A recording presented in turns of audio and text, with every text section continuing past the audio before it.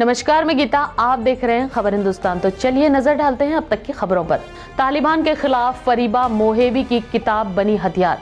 अफगानिस्तान के मावूद में रहने वाली 11वीं कक्षा की छात्रा फरीबा मोहेबी को सितंबर में पता चला कि तालिबान हुकूमत में स्कूल खुलने पर भी लड़कियां पढ़ने नहीं जा सकेंगी।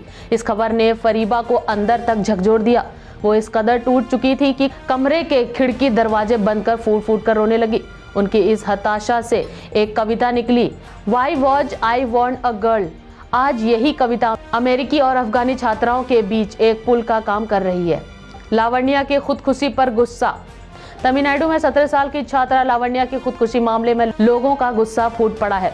धर्मांतरण के खिलाफ घर वापसी का हब बनते जा रहे जशपुर में भी इसे लेकर सरगर्मी बढ़ गई है। अखिल भारतीय घर वापसी अभियान के प्रमुख प्रबल प्रताप सिंह जुदेव ने पूरे मामले को लेकर ईसाई मिशनरियों पर निशाना साधा है। उन्होंने कहा कि हमारी हिंदू बेटी के साथ तमिलनाडु में जो हुआ वो अक्षम्य है। ईसाई मिशनरी सेवा के बदले सौदा करती है। बजट सत्र से पहले संसद में फूटा कोरोना बम। सभापति नायडू समेत अब तक 875 कर्मचारी हुए संक्रमित। संसद में 875 कर्मचारी कोरोना संक्रमित पाए गए हैं। संसद सचिवालय ने बताया कि 31 जनवरी से शुरू होने वाले संसद के बजट सत्र से ठीक पहले राज्यसभा के सभापति और उपराष्ट्रपति एम वेंकैया नायडू के साथ साथ सदन के 875 स्टाफ कोविड-19 से संक्रमित पाए गए हैं। स्वामी प्रसाद मौर्य बोले, जहां पर बहन बेटियां सुरक्षित ना हो ऐसी सरकार नहीं होनी चाहिए। लखनऊ में सपा की वर्चुअली रैली को संबोधित करते हुए स्वामी प्रसाद मौर्य ने कहा कि सरकार जनता की आंखों में धूल झोंक रही है। योगी भले ही गुंडों को हटाने का दावा करते हैं, लेकिन गोरखपुर में अब भी गुंडा राज चल रहा है। लखीमपुर में जो कुछ भी हुआ वो बहुत निराशाजनक है। केंद्र के राज्य मंत्री का बेटा इसमें शामिल था। दूसरी तरफ योगी सरकार एनकाउंटर के नाम पर लोगों पर शोषण कर रही है। जहां पर प्रदेश के लोग और बहन बेटियां सुरक्षित ना हो ऐसी सरकार नहीं होनी चाहिए। विक्की सारा ने शेयर की एमपी में नर्मदा नदी विजिट की फोटोज। एक्टर विक्की कौशल और सारा अली खान ने अपनी अपकमिंग फिल्म के इंदौर शेड्यूल की शूटिंग पूरी कर ली है। अब हाल ही में विक्की सारा दोनों ने एमपी में नर्मदा नदी विजिट की अपनी कुछ फोटो सोशल मीडिया पर फैंस के साथ शेयर की है। इन फोटोज में सारा बोट में बैठे और विक्की नदी किनारे पर बैठे नजर आ रहे हैं। सुप्रीम कोर्ट के वकीलों के पास फिर आया रिकॉर्डेड कॉल। गणतंत्र दिवस पर दिल्ली में कश्मीर का झंडा फहराने की धमकी। सुप्रीम कोर्ट के वकीलों को सोमवार सुबह एक बार फिर से गुमनाम नंबर से एक कॉल प्राप्त हुई। इसमें कहा गया कि गणतंत्र दिवस पर दिल्ली में कश्मीर का झंडा फहराया जाएगा।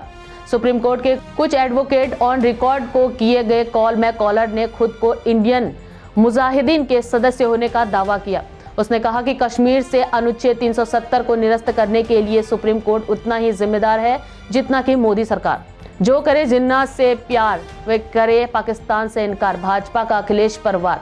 उत्तर प्रदेश में चुनाव जैसे जैसे नजदीक आ रहे हैं वैसे वैसे राजनीतिक बयानबाजी तेज होती नजर आ रही है। इसी क्रम में आज भारतीय जनता पार्टी के राष्ट्रीय प्रवक्ता संबित पात्रा ने प्रेस वार्ता पर उत्तर प्रदेश के पूर्व मुख्यमंत्री और समाजवादी पार्टी के मुखिया अखिलेश यादव पर जमकर हमला बोला है। उन्होंने कहा कि इस चुनाव में जिन्ना को हमारी पार्टी ने नहीं लाया बल्कि अखिलेश यादव लाए हैं। अखिलेश यादव पाकिस्तान को दुश्मन नहीं मानते हैं, वे दुश्मन मानेंगे भी कैसे। जो करे जिन्ना से प्यार वे कैसे करे पाकिस्तान से इनकार। मनोज सिन्हा ने दी देश की बेटियों को बधाई, बोले उन्हें सशक्त बनाने के लिए सामूहिक कोशिश करनी चाहिए। राष्ट्रीय बालिका दिवस पर देश की बेटियों को विभिन्न क्षेत्रों में उनकी उपलब्धियों के लिए बधाई देते हुए जम्मू कश्मीर के उपराज्यपाल मनोज सिन्हा ने सोमवार को हर बालिका को सम्मान अधिकार देने और उन्हें मौके मुहैया कराकर सशक्त बनाने का आह्वान किया।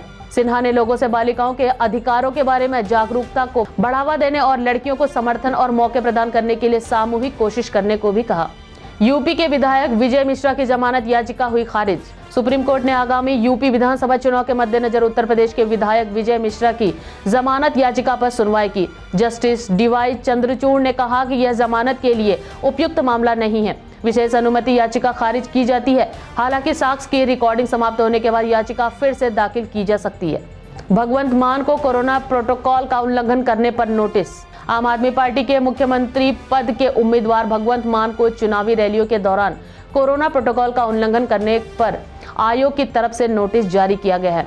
भगवंत मान आम आदमी पार्टी के पंजाब प्रमुख हैं और संगरूर से सांसद है। उन्होंने रविवार को धुरी विधानसभा सीट से आगामी चुनाव लड़ने के लिए अपने अभियान की शुरुआत की। तो ये थी अब तक की खबरें। अगला अपडेट पाने के लिए देखते रहिए खबर हिंदुस्तान।